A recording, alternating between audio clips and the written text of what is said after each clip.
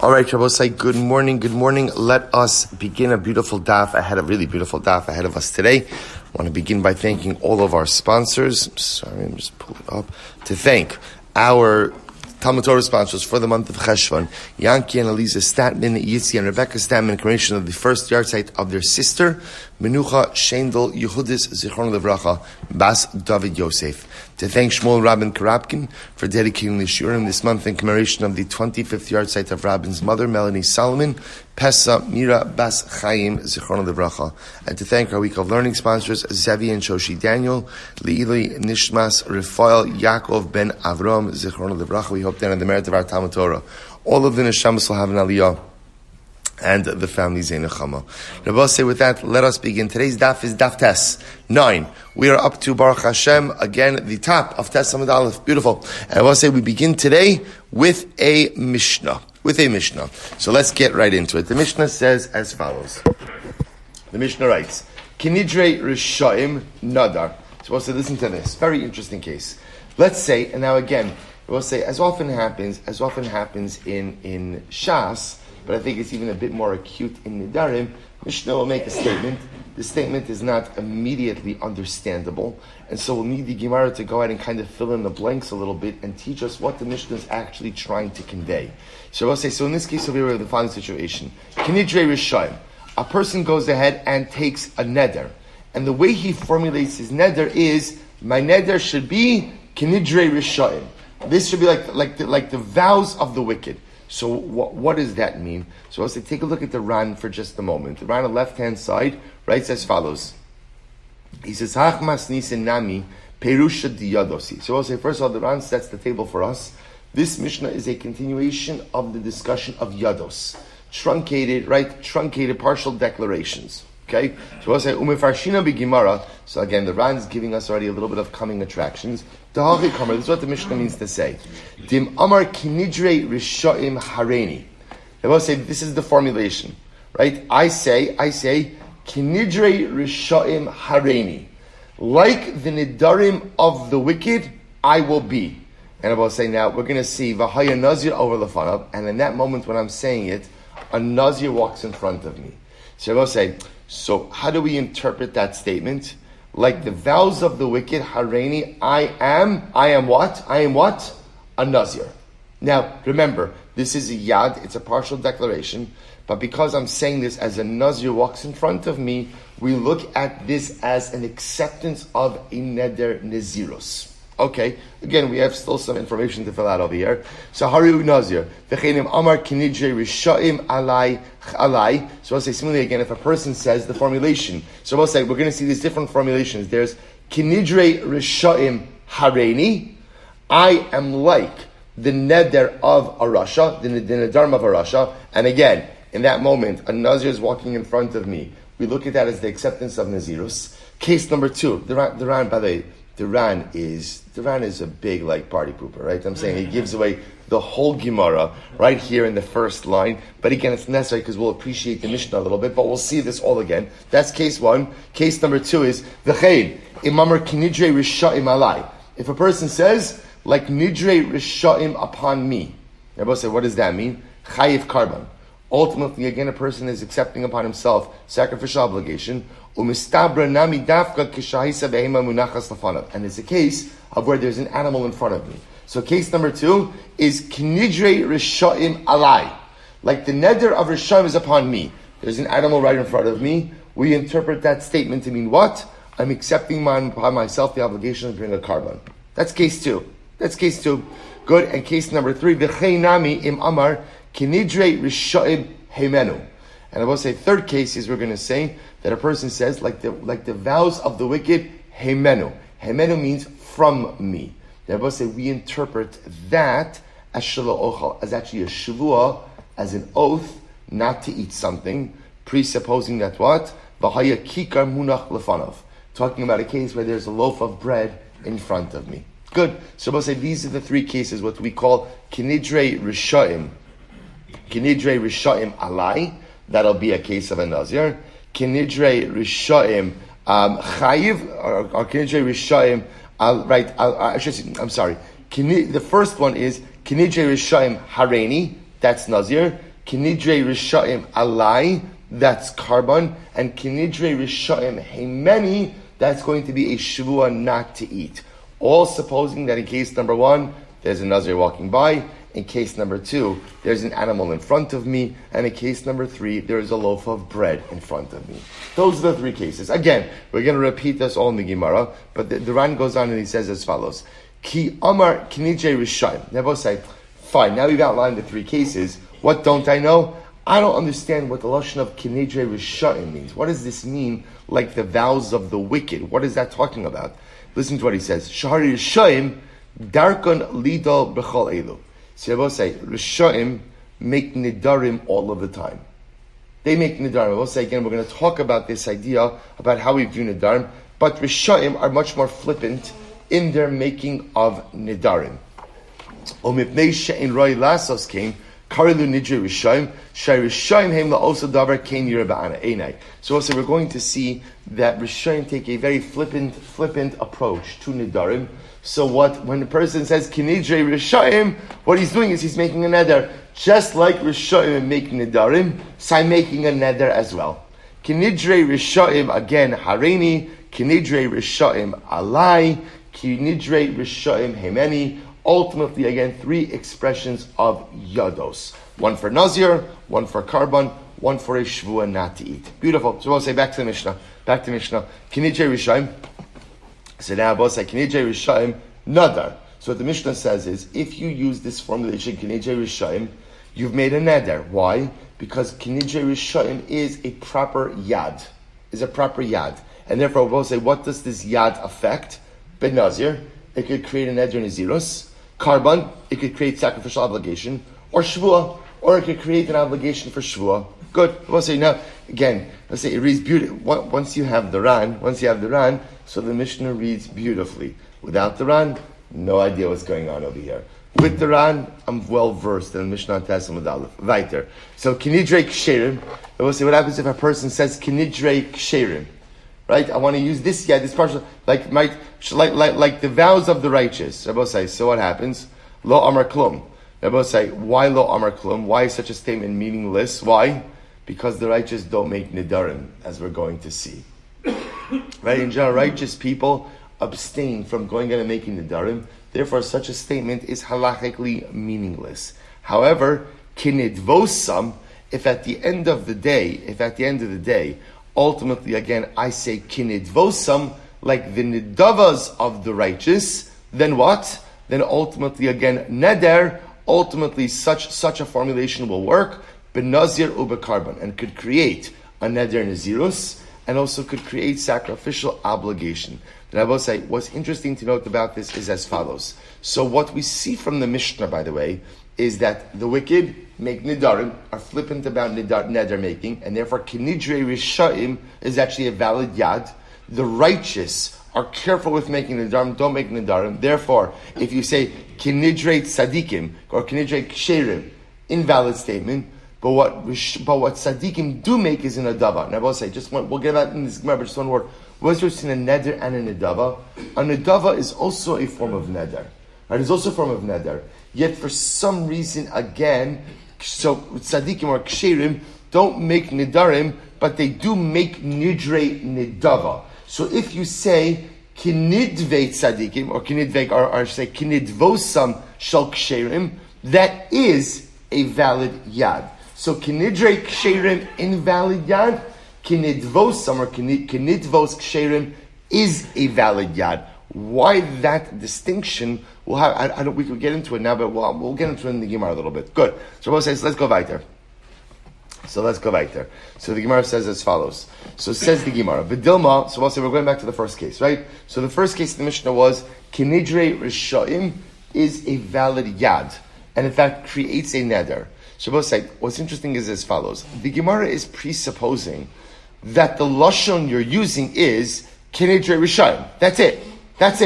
And the Gemara thinks that because once again, remember again, like I said, we had the Ran already, so we've worked through this already. But when you read the Mishnah, all the Mishnah says is Kinidre Rishayim Neder.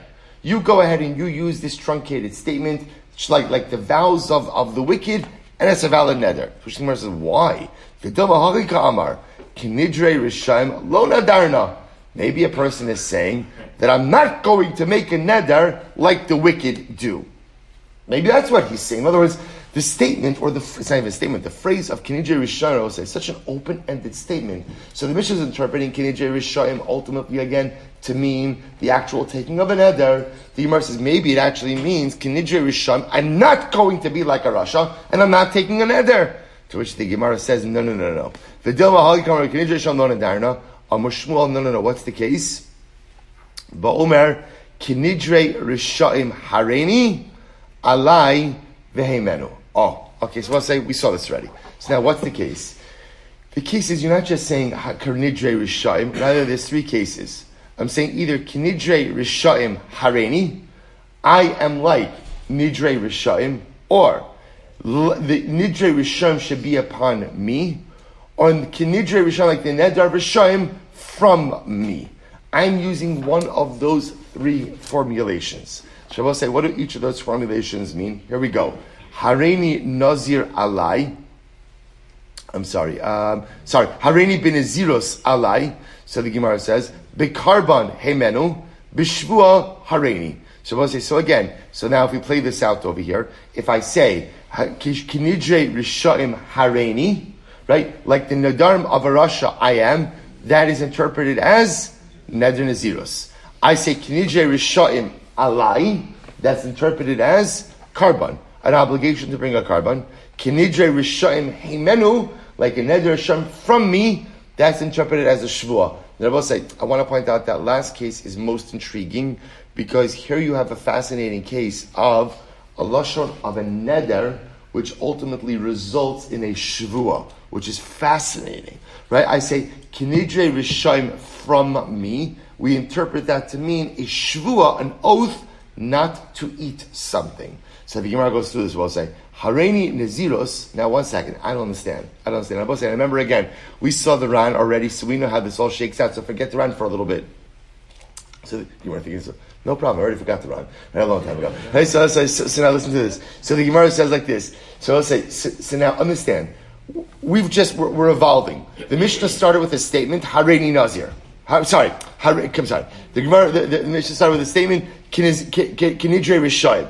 That's how we started. Now both say, the Havamina, that's the whole statement. Now the Gemara says, no. The statement is, Kinidrei Rishayim Alai. And what does that mean? Naziros. So the Gemara says, why does that mean Naziros? So the Gemara says, maybe it means, Hareini Naziros, Dilma, Hareini B'tainis Kamar. They'll say, why do you interpret that as an acceptance of an Neder Naziros? Maybe what the guy is saying is, Kinidrei Rishayim Hareini is the acceptance of a fast, of a tainis. Haibim means a Naziros. To which the Gemara says, here we go. Amar Shmuel, Kishahaya Nazir over Lefanav. Oh, what's the case? The case is where I say, Kinidrei Rishayim Alai, at the moment that what?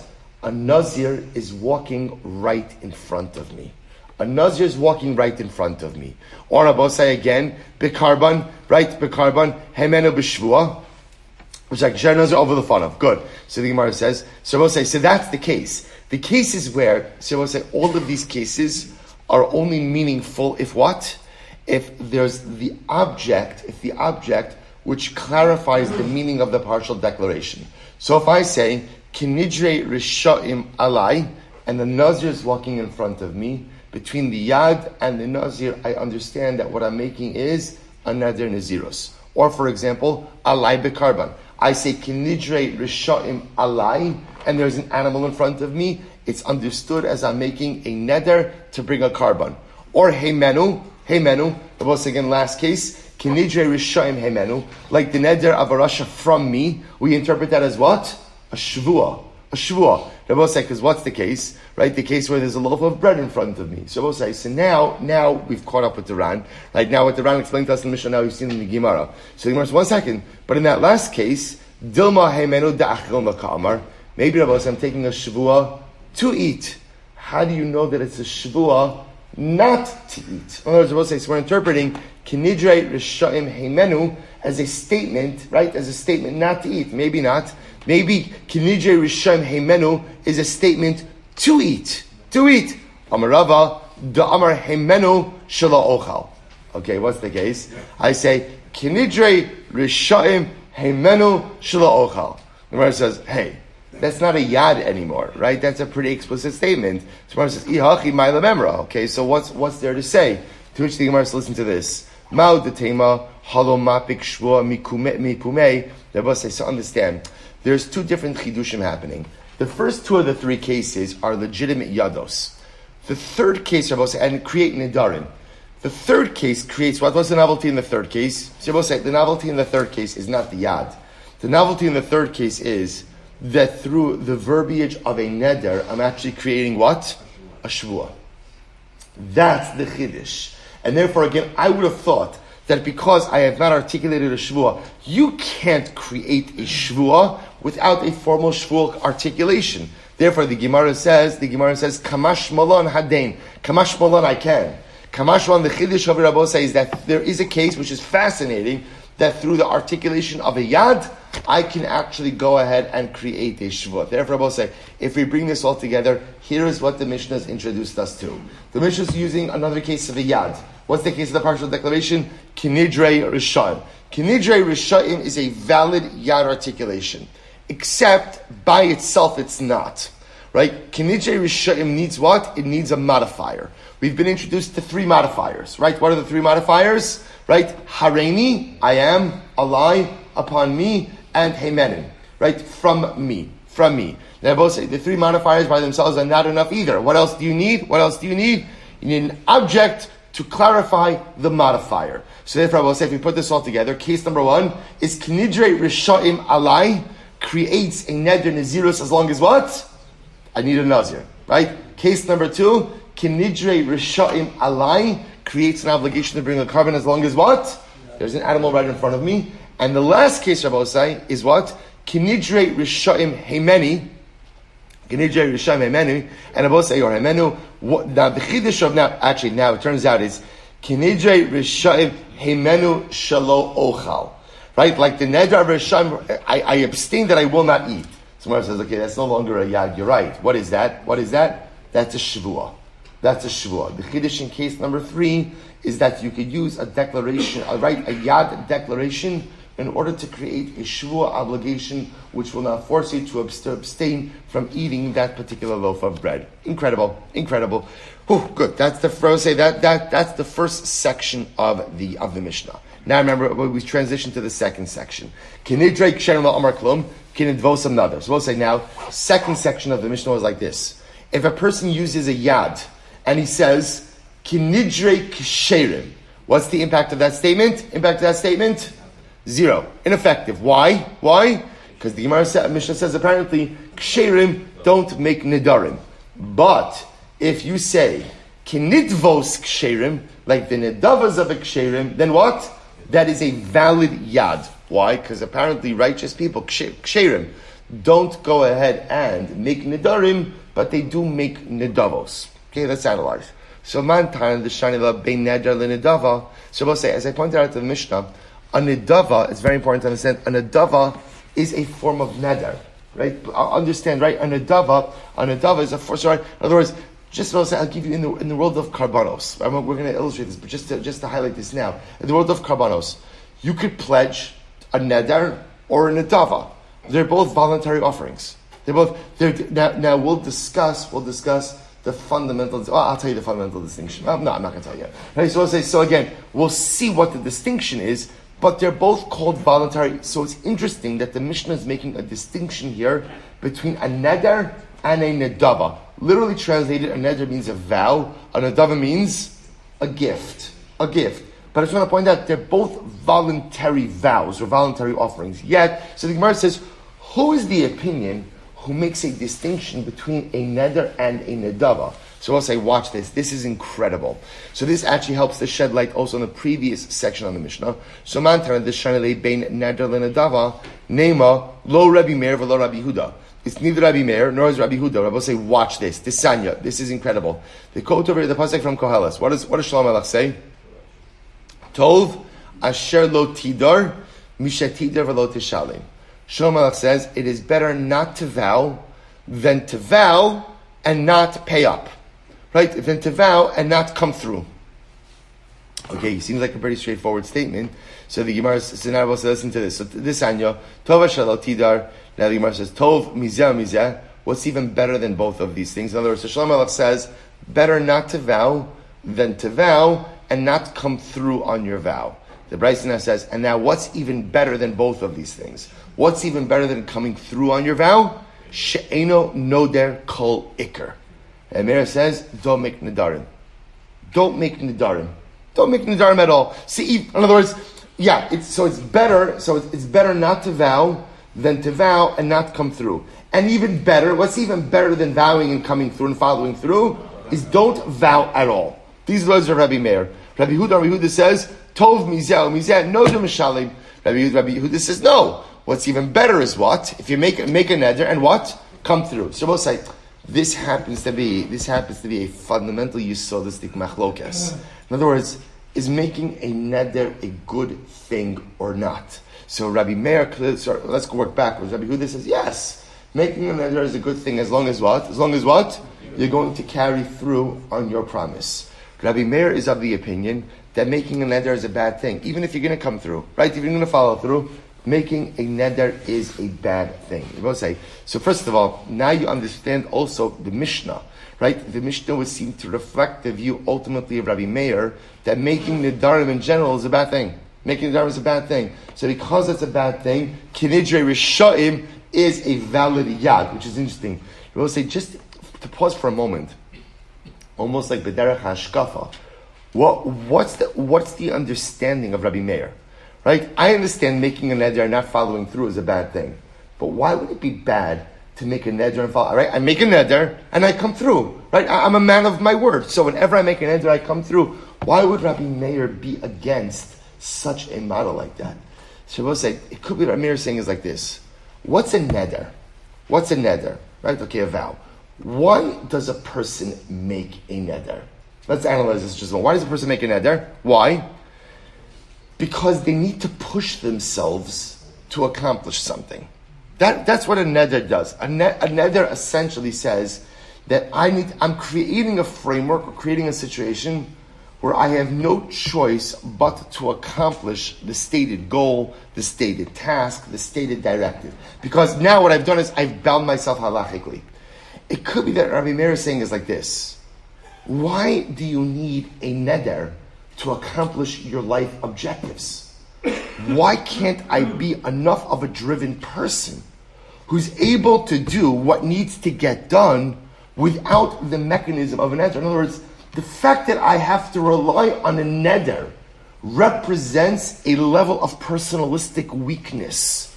Because if at the end of the day I was driven enough, if at the end of the day I was motivated enough, I would get done what has to get done without the use of a neder. Having to rely on a neder means there's something deficient inside of me. Whereas Rabbi Yehuda says, yeah, we all have our weaknesses. And I will say most of us don't get things done unless we absolutely have to get things done. So what the neder does is creates a sense of urgency. So you've got Rabbi Yehuda saying human nature is human nature. People don't get things done even though they need to get things done. Neder creates a deadline. Neder creates an urgency. Neder creates, you can't get out of it. Rabbi Meir says, don't live life like that. Be a self-starter. Be motivated. Be the kind of person who gets things done in life because you should get things done in life and not because there's some halachic mechanism that is forcing you to move yourself forward. It's such a fascinating machlokes. We'll say in human nature. Good. So we'll say, so therefore, why are we bringing this down? Because if you notice, neither Rabbi Yehuda nor Rabbi Meir make any distinction between neder and nedava, which is interesting. So we'll say, right, you've got Rabbi Meir saying, don't make nedarim. Don't make nedarim. Rabbi Yehuda is saying, no, you can make nedarim as long as you're going to come through on them. But no one's making a distinction between a neder or a nedava. To which the Gemara says, to Rabbi Meir. It's not true. The truth is, our Mishnah could reflect even the view of Rabbi Meir. In other words, even Rabbi Meir, who normally says, don't make nedarim at all, could agree with the neder-nedava distinction. How so? Amud Beis. Kik am Rabbi Meir beneder. Because when Rabbi Meir says that halacha l'maisa, you shouldn't make a neder, right? Better not to make a neder at all. In other words, it's even better not to make a neder than to make a neder and to come through on the neder, he's talking about a neder. B'nedava lo ka'amar. He's not focusing at all on a nedava. He's not focusing at all on a nedava. To which the Gemara says, right, so b'nedava lo ka'amar. V'ha'katani kinidvosam neder. But 1 second. But it does say that if you use, right in the Rosa, going back to the Mishnah, like the Mishnah, you second line down from the top, Tesla Beis 9b. So remember again, yet the Mishnah said kinidvosam. If you use the lashon of kinidvosam, right? So if I say kinidvos ksherim, like the nedavas of the ksherim, it creates a neder, right? It creates literally again a neder, but nazir or carbon, and can literally again affect a neder nazirus, or could affect a neder to go ahead and create an obligation to bring a carbon. So we'll say, so you see from here that this lashon is creating a neder. Now we'll say, so again, in Rabbi Meir's worldview, nedarim are not good. Nedarim are not good. So that's what I wanted to mention before. What's interesting about this is when we say that a nedava works, a nedava is a neder. A nedava is a neder. It's a sug, it's a category of neder, but it's still a neder. So Yomar wants to say, the Mishnah could even reflect the view of Rabbi Meir. Because when doesn't Rabbi Meir like nedarim? That's by a neder. But he's okay with nedava. What? Nedava is a form of neder. So Rabbi Meir's worldview, that nedarim are bad, even if you fulfill them, they're bad, why would he be in favor of a person making a nedava? To which the Gemara says, Tani nadav benazir uberkarban. What it means is, I will say, so read the Mishnah saying, if a person literally made a nedava by nazir or by karban, it works. It works. Okay, so the Gemara says, well, let's analyze this. Let's analyze this a little bit. To which the Gemara says, Maishna noder delo. So we'll say, let's analyze this a little bit.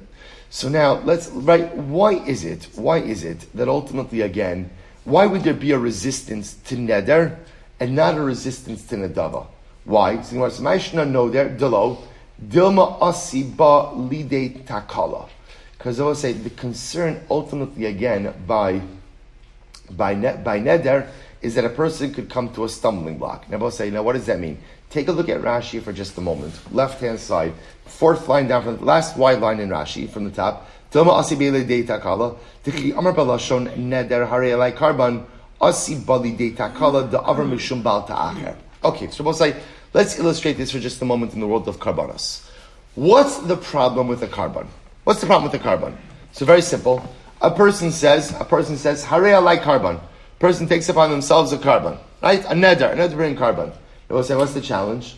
Once you go ahead and now you go and take upon yourself to bring a carbon, there's an issue about ta'acher. You may delay, and remember again, delaying in the bringing of your carbonos, but actually, if you remember again from the beginning of the Sefta, delaying in bringing your carbonos actually triggers a double prohibition, a double lav. Right? One is a lav against delaying your nedarim, and one is a lav against delaying karbanos. Right? But again, the problem, let's focus on that right now. The problem on making a neder is that whenever you vow to do something, if you delay in the fulfillment of that vow, you are in violation of a biblical prohibition. Okay, so Gemara says, so it sounds like Nedava wouldn't have that problem. The Gemara says, I don't understand. Nedava nami though, Dilma asi beli de takala. They will say, you could have that same problem by Nedava. In other words, they will say, let's play this out. I take a neder to bring a carbon. We said, what's the problem with that? What's the problem? Why don't we like Nedarim? Bal ta'acher, you may delay. And therefore I will say, that's why, if a person says, just to go back to the Mishnah, if a person says, kinidre ksherim alai. So remember, alai, what does alai mean? Carbon. So a person says, kinidre ksherim alai. What's the impact of that statement? Impact of the statement? Invalid. Nothing. Why? What's the problem? Because again, reflecting the view of Ramir, we don't like nedarim, and again, we're concerned that if we let you make that neder, you now have a carbonic obligation, and what? It may result in bal ta'acher. Yet Rabbi said, the same Mishnah also said, if a person says, kinidvos ksherim alai, and there's an animal right in front of me, what's the halacha? Now I've just taken upon myself to bring in a nedava carbon. I don't understand. The same bal ta'acher applies to a nedava. Right? In other words, I will say, so again, I'm just going to tell you this now, and I'm going to spoil it for you a little bit. Just to clarify, what's there seen a neder and a nedava? So I'll say we're going to see the fundamental distinction between a neder and a dava is a neder, a person is identifying a particular animal for a carbon. Actually, I'm not going to say yet. Let's wait for the Gemara. So I will say, so all the Gemara is trying to point out over here is, I don't understand the distinction. In other words, I understand why kinidre ksherim alai does not generate an obligation. Because we don't like Nedarim. Why don't we like Nedarim? Because a person is setting themselves up, ultimately, again, for a particular biblical prohibition of Bal Ta'acher. But if a person says, kinidvos ksherim alai, I'm taking upon myself an Nedava, and Nedava is also subject to Bal Ta'acher, to delaying. So how does it work? I will say, here we go. This is absolutely, incredibly beautiful and ridiculously moving. So listen to this. This Sanya, listen to this Braisa.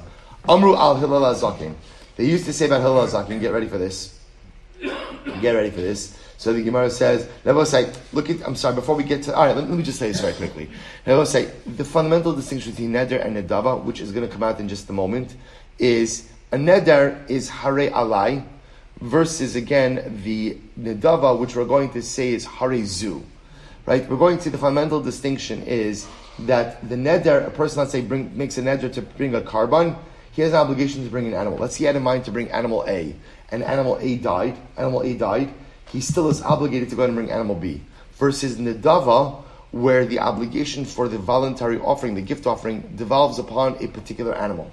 Right? And therefore, if that animal dies, he's no longer obligated to go in. So we'll see that distinction play out in just a little bit. So watch this. Here we go. This Sanya, so beautiful. Amra Hillel HaZaken. He said about Hillel the elder, Shalom ma'al adam ba'olasal kol yamav. Supposed to listen to this. Hillel, I will say, in general, there's a problem with, right? Imagine the following situation. Right? In Menucha Shaindl, we have the third base in the Rabbi Yaminu. I have to bring a carbon. So I say, now what do? Right? I go to my backyard. I have a corral, right, with my sheep in there. I pull out one of the sheep. Right? I say, Hare zu chatos, because I'm definitely going to have to bring a chatos. Right? So, right, Hare zu chatos, and I bring it to Yerushalayim. Beautiful. Okay? The problem is, because the animal is consecrated, now there's always the concern about me'ilah. Alright, about inappropriate, right, mundane usage of a consecrated item. And I will say, by the way, that can happen so easily. Imagine I'm walking to Yerushalayim, I'm carrying my, we often have like this image that like when Mashiach comes, the Beis HaMikdash, we're going to kind of like revert back to what, so we have like this image, I'm walking in my tunic, right, I'm walking in my tunic to Yerushalayim. So of course it's not going to be like that, right, but I'll have a roof rack, right, and I'm going to put the sheep on the roof rack, right, so I will say, so again, so what's the concern? You can imagine a case of me'ilah that could easily come up with an animal, which is you're walking to Yerushalayim, you put your bag on the sheep. I put my bag on the sheep. Shabbos say, so having the sheep carry my bag, that's me'ilah. So Hillel HaZaken came up with a great idea to avoid all me'ilah issues. What did he do? Listen to this. Amar Hillel HaZaken, Shalom ma'al adam ba'olasa kol yamav. Hillel was able to create a system where people never committed me'ilah. How so?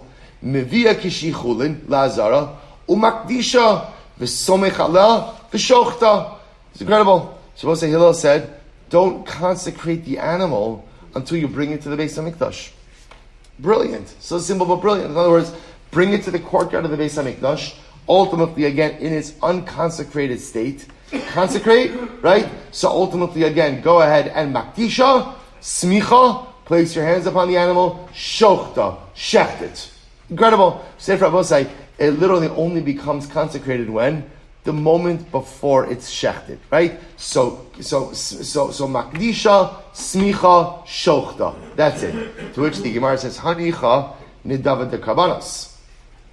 So we'll say ultimately again, that works fine. In other words, so in other words, the Gemara is suggesting over here that halacha l'maisa, if you employ this methodology ultimately of Hillel, I will say you could also go ahead and potentially avoid Bal Ta'acher. To which the Gemara says, hanicha nidava de karbanos. That works fine, assuming that we're talking about a case of nidava of karbanos. Nidava de neziros ma'ikala neimar. Ultimately, again, what about the nidava of Nazirah? So we'll say, so now, I understand how you could come up with a case. Look at Rashi for just a moment. Rashi says over here, Hillel, Masnisin diktani nedava mutar, kigon da'avid ki Hillel, dimakdisha ba'asara, desulo asi bali de me'ila. So we'll say, so the nedava of, so I understand the nedava case, right? So the nedava case could also be, I'm not being makdishit until I go ahead and get to the azara, and therefore again, there's absolutely no problem of bal ta'acher, there's no problem of me'ila. Rashi then goes on and he says, Nedava de Naziros ma'ikal neimar. So we'll say, how is there a Nedava of Naziros? Look at Rashi. Hechi avid de lo leisi li de takala. Diktani nadav ben nazir de mutter dikshera misnadav ben Naziros. So we'll say, what's the case of Nedava by Naziros? Okay, I understand the stam Nedava. So we'll say, if I say, literally again, so kinidvos ksherim alai, so right, and there's an animal in front of me, I understand how I could construct the case of Nedava that will not lead to Me'ilah, that will not even lead to Bal Ta'acher. But what's the case of Nazirus? What's the case of Nedava by Nazirus? Nedava de Nazirus ma'ikal neimar. So I'll say, by the way, look at the Ran for just a moment. The Ran now, I'm sorry, we're going to the right-hand side. So Kehila Azakim, the Ran says, Im Amar al behema hamunachas ba'azara, Kinidvas ksherim nadar bekarban sharik ksherim mevian behemtan lazara or makdishin osa kederach shayin oeg hayal azaki. So we'll say. So I just want to point out over here. I just want to point out something very interesting. That according to the Ran, here's how the case works. If I say kinidvos ksherim alai, so we'll say, what is kinidvos ksherim alai? Essentially, according to the Ran, I'm taking upon myself to bring a karban like Hillel. What does it mean to bring a carbon like Hillel? Don't consecrate the animal. Bring the animal as chulin to the azara. And when I'm in the courtyard of the Beis HaMikdash, makdisha, smicha, shochta. And such a neder will work, because ultimately, again, what I'm doing is I'm setting up a nedava the way that tzaddikim, the way that kshirim would offer up a nedava. Beautiful. So I'll say, good. So I'll say, here's the problem, right? So now go on the Ran. Nedava de Naziros ma'ikal neimar, kilomar, heich kshera misnad ve Naziros, va'islu mechash doma asabei takala. So I'll say, so now, it's just, okay. So now, we're trying to focus on a bit like this. You're telling me that, oh my gosh, how's it 6:30 already? Okay, so I'll say, so listen to this. So you're telling me like this. You're telling me that the verbiage of kinidvos ksherim works. So kinidvos ksherim alai works to establish sacrificial obligation. So now I understand how that works. How does kinidvos ksherim alai work? I take upon myself to bring a carbon nedava. Like who? Like Hillel. Keep it chulin, bring it to the azara. In the azara, makdisha, smicha, shchita. Beautiful. How does it work to bring a nedava of Naziros? Right? If I say kinidre ksherim alai, or Hareini, and now there's a Nazir walking in front of me, how does that work? Or to bring carbon, how does that work? To which the Gemara says, here we go. So, or to bring a carbon Nazirs, how does that work? So here we go. So the Gemara says, another incredible Gemara. How's like Shivnat Tzadik? We'll say, what does Shivnat Tzadik say? This Sanya, isn't that beautiful this is? Omar Rabbi Shivnat Tzadik. Rabbi Shivnat Tzadik said as follows, Miyamai lo achalti asham nazir tameh. So let's listen to this. Shivnat Tzadik said, in all of my life, I never ate from the asham of a nazir who became tameh. Now we'll say, now what is this talking about? This is a guy who's a nazir who accidentally becomes tameh, right? Someone dies, right, in his dalar amas. So we'll say, what's the halacha of a nazir becomes tameh? What's the halacha? He brings an asham, a sin offering, and then what? Starts the whole thing again. Shivnat Tzadik said, I never ate from the asham. He was a Kohen. I never ate from the asham of a nazir who had become tameh. Look at Rashi for just a moment. Rashi is right across on the left-hand side. Lo achalti asham nazir tameh. The nazir she mitame maybe asham. The achar kach moni yemei naziros acher. So remember again, nazir becomes tameh, brings in asham, and then starts all over again. And Shimon HaTzadik is saying, Ume osa asham lo achal. I never ate from such an asham. Ela pamachos, except for one time. Ela pamachos. So listen to this. Pamachos, ba adam echad nazir min adarom. One time, ultimately, there was a man who was a nazir from the south of Eretz Yisrael. V'ra'isiv, and I saw shu yefei einayim, he had beautiful eyes. V'tov ro'i, was such a handsome young man. Ukivotzosav Shaduros Lo Taltalim. And he had beautiful curls, beautiful hair. So Shmuel Tzaddik sees this guy, and this guy had made a neder naziros. So now he was completing his neder naziros. He had come to the Beis Hamikdash to offer up his korbanos and what? Shave, right? Shave his head. So Amarti lo b'ni, Mara isa lahashchis es sa'arecha zehana. So Shmuel Tzaddik says to the young man, you're so handsome. You have such beautiful hair. Why did you decide to take upon yourself a neder naziros and destroy this beauty? I will say, get ready for this story. So the young man said, I'll tell you, Rabbi, I'll tell you the story. I am a shepherd for my father, right in our town.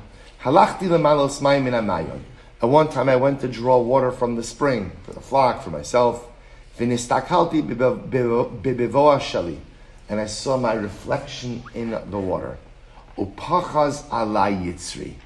And I saw how handsome I was. And my Yitzhahara wasn't sighted.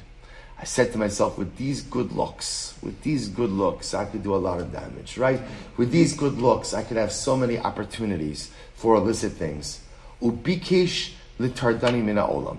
And I was saying, my Yitzhahara literally again wanted to remove me from the world, which is Lashna. My Yitzhahara wanted to totally derail any type of positive dynamic activity. Amarti lo, I said to my Yitzhahara, Rasha, incredible. I said to my Yitzhahara, you Rasha, lama ata miska'e ba'olam she'eno shalcha. How dare you become arrogant in a world that is not yours? Right? You want me to take advantage of all the illicit, carnal pleasures of this world. This world doesn't belong to you. This world belongs to the Ribbono Shel Olam. So, lama ata miska'e ba'olam she'eno shalcha. B'mishu asit lios rima vitolea. Furthermore, how dare you go ahead and cause the body to become arrogant? The body, which one day is going to become dust and consumed by worms. So I will say, this is the conversation that this young man has with his own Yitzhar. I will say, can you imagine the personalistic strength that a person has to have, recognizing that again, any sin he wanted is at his fingertip, right? Any pleasure he wanted is literally at his fingertips. And he says to Yitzhar, Rasha, stay away from me. So this young man says to Shimon HaTzadik, he says, Ha'avoda sha'agalchecha l'shamayim. So he says, and again, he attributed again his beautiful hair, part of his good looks. He said, I swear by Hashem that ultimately, again, I'm going to shave you for the sake of HaKadosh Baruch Hu. So I will say, so that's how this young man became a Nazir. He became a Nazir, which I will say, by the way, I'll just point out, in general, there is, we'll see in Maseches Nazir, but there is a fundamental machlokas in general about neder nazirus. Is becoming a Nazir a good thing, not a good thing? So it's a fundamental machlokas, but one thing is clear, which is, when does one become a Nazir? One becomes a Nazir to combat the carnal wants and urges of this world. So we'll discuss, the Torah juxtaposes the halachos of Nazir to Sota. Sota is a woman who has gotten herself in trouble. Whether she committed adultery or not is unknown. But one thing is clear, which is she's gotten herself in some level of trouble. The Gemara understands that people get themselves in trouble because of alcohol consumption. Therefore, again, a Nazir sees Sota. What does he do? He makes a neder naziris, abstains from wine. So again, why does this young man become a Nazir? Ultimately, again, because to combat his Yitzhar. So we'll say, so what happened? So listen to this. Miyad. So this is now Shimon HaTzadik talking. Miyad. Amadati unishaktiv al rosho. I stood up and I kissed him on his head. Amarti lo, I said to this young man, B'ni, kamocha yirbu nozre nazirus v'Yisrael. Halavai, there should be many more nazirim like you in Klal Yisrael. Halacha kosav omer, about you the pasuk says, Ish kiyafli lindar neder nazir lahazir laHashem. Ultimately, again, about you it says, I will say, because the lashon of nazir is, if a person will articulate, enunciate a neder to become a nazir laHashem. So we'll say there are different types of naziros. There's a regular nazirus and there's a nazir laHashem. A nazir laHashem is a person who does so for the right reasons. So we'll say, so therefore again, before we get into the substance of the story, so ultimately, what's the example? What's the example of nidvos ksherim, right? Alai or hareni, where a person becomes a nazir? That's the case of a person who becomes a nazir laHashem. So a person who becomes a nazir l'shem shamayim, a person who becomes a nazir for the right purposes, a person who becomes a nazir ultimately again to further and actualize his spirituality, that would be an example of a nedava that would be again kinidrei ksherim. That would, or I should say, kinidvos ksherim, ultimately again would work. So in other words, there's a case of a nazir, ultimately again that would work for ksherim. So we'll say, so again, that answers, so just to piece it together, we're trying to figure out, kinidvos ksherim works. So now I understand, kinidvos ksherim works by a carbon, if I do my carbon like who? Like Hillel. Where does it work by Nazirus? Right? How can you go out and say Kinidvos Ksherim Hareini and a Nazir is walking by become a Nazir? When would that work? That would work if a person has in mind to become a Nazir La Hashem. La Hashem. It would work in that particular circumstance. So I will say, by the way, just before we go on, I'll just mention that there is actually a fascinating minhag. It's a lesser known minhag, but Shimon HaTzadik is buried in Yerushalayim. He's buried in what's the neighborhood? You don't usually go there by yourself. It's right on the road in Yerushalayim that divides East Yerushalayim from the rest of Yerushalayim. I forgot the name of the. I don't think it's Sheikh Jarrah. It's right. There's like a big border police station right there. You make a right, don't make a right. No, don't make a right. But right, if you're leaving Yerushalayim, like towards you're like if you're taking Kfish Echad like out of Yerushalayim towards goes like you make a right to go to the right before you go like to Maliyah Dumim. It'll come to me. Okay, what is it? Is it French? Oh. Okay, whatever. It's right by the border. So Shimon HaTzadik, the care of Shimon HaTzadik is there. And I will say it's a whole burial enclave over there. Many have the minhag to do upsharon by the grave of Shimon HaTzadik, which is very interesting. So people normally think about doing an upsharon in Meirah or Shem HaYachai. So some have the minhag to go to Shimon HaTzadik. They will say, why do they go to Shimon HaTzadik? It's based on this Gemara. It's based on this Gemara about the haircutting happening in the presence of Shimon HaTzadik. So quite a fascinating minhag. So also the Gemara says, "I'm maskef." There's more to say on this, but let's get a little bit weiter. Maskef la Rabbi Money. Maishna asham nazir tomei delo achal. So we'll say, let's go back for just a second, right? So what did Shimon HaTzadik say? So Shimon HaTzadik said, I never ate from the asham of a nazir tomei. Yet Shimon HaTzadik, right? So why not? What's wrong? So we'll say this is incredible. Let's finish up with this. He says the asi al chet, because again it comes for a sin. In this case, the sin of becoming impure. Well, if that's the case, kol asham asnami lo lechol da al chet asu. Well, every single asham comes because of a chet, and yet we don't see Shimon HaTzadik abstaining from eating other ashamas, only from an asham nazir. To which the Gemara was incredible. Amalei Rabbi Yonah hainu taima kishein toin nozrin. We'll say is incredible. Why? We'll say, when does a person become a nazir? Let's end with this. When does a person become a nazir? A person becomes a nazir when he has remorse for things that he's done or a lifestyle he's led. Okay, so now I have an introspective moment. I think about my life. I become a nazir. Then what happens? So we'll say, now I become a nazir. What's the problem? Now I'm a nazir. Then I become tameh. We'll say, you know what's going through my mind when I become tameh? I can't believe I did this. Right? 30 days I was able to do. Now it's 30 plus. I can't.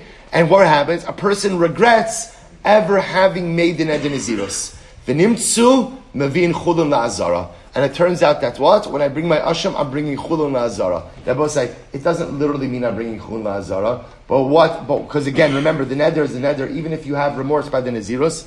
But lamaisa, I have second thoughts about the Nazirus. So Shimon HaTzadik did not want to eat a carbon that a person had second thoughts. So Rabbi said, we'll stop over for today. We're going to pick up with this last piece about Shimon HaTzadik and also get a little bit more into the Shimon HaTzadik story tomorrow. We'll say, incredible Gemara to come. Shkoyach.